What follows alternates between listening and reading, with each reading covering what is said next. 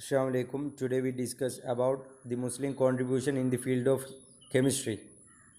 Okay, chapter number 9, unit number 7. The prominent chemist is Jabir ibn Hayyan. The Latin name is Jabir. He born in 712, died in 815 in Iran. Okay, his famous books are Al-Khawz Al-Kabir, first one. Second one, Al-Mawazin. Third one, Al-Mizaj. Fourth one, Al-Asbaq. Okay, keep in mind Al-Khawz Al-Kabir, Al-Mazaj, Al-Mawazin, Al-Mizaj, Al-Asbaq. Okay, he is the founder of chemistry. He is known as the founder of chemistry. And he scientifically systemized chemistry, the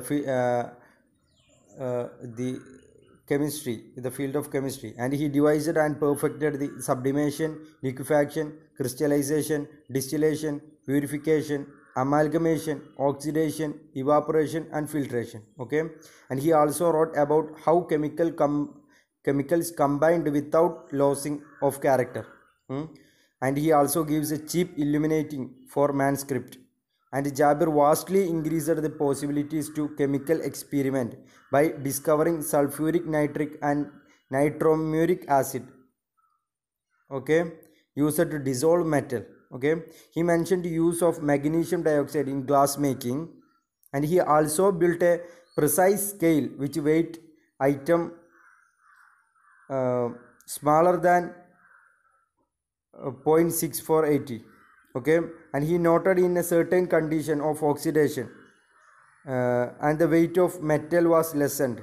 He noticed that in a certain condition of oxidation the weight of metal was lessened, and he identified the alkali, acid, salt, paint, grease, etc. And some of his great book we talk about, great book of chemical property and the weight and measures and the chemical combination and dyes. Okay, and he also gives recipes for making cheap illuminating ink for manuscript. And Ibn Hayyan acquainted with citric acid and other organic substances, and he acquainted to prepare the sulfuric acid, hydrochloric acid, and he used it to dissolve metal and caustic soda and multitude of salts such as sulfate, nitrate, potassium, sodium, carbonate, etc. And his association of metal and salt promoting a foundry technique and glazing process for tile and other ceramic is also noted. And he described the process of preparation of steel refinement of metal. Okay, he described the process of preparation of steel refinement of metal, and also for dyeing making varnishes to waterproof clothes. And he also prepared hair dyes. And another prominent one is Al-Kindi. Al-Kindi, born in 803 in Kufa. He studied in Baghdad, and he highly reputed at the court of Ma'mun and Mu'tasim. He is reputed as a court of Ma'mun and Mu'tasim as a scientist and philosopher. Okay, his major book is Kitab al-Kimiya al-Ittar, the book of chemistry of perfume. It contains greater than 100 recipes, fragment oil, salves, aromatic water, and substitutes, and the imitation of costly drugs also. Okay, it is a systematic treatment of subject. And another one is Muhammad Zakaria Razi. His main book is Secret of Secret. Okay, Razi divided substance into three: animal, vegetable, and mineral. Okay, mineral include mercury, gold, silver, glass, pyrites, etc. Vegetable substance mainly used physicians, and animal substance divided into hair, blood, milk, bile, and egg, etc. Okay, he also added a number of artificially obtained entries such as lead oxide, caustic soda, and various alloys. Okay, another prominent one is Majriti.